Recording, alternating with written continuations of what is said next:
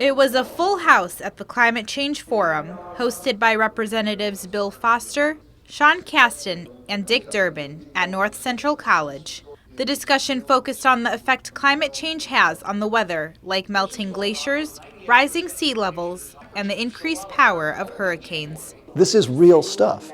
50% of all of the carbon dioxide that we have ever emitted into the atmosphere as a species, in the entire time that our species has been on the Earth, has been emitted since 1980.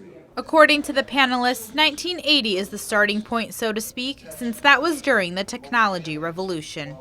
WGN meteorologist Tom Skilling, a climate scientist, and the president of Gade Environmental Group were also part of the discussion. They gave presentations to show evidence that climate change is happening because of daily uses like air conditioning and cars. The time for action is now. That we've spent decades debating this. We've spent decades lowering the scientific uncertainty to the point where it's absolutely clear that it's past time to take action.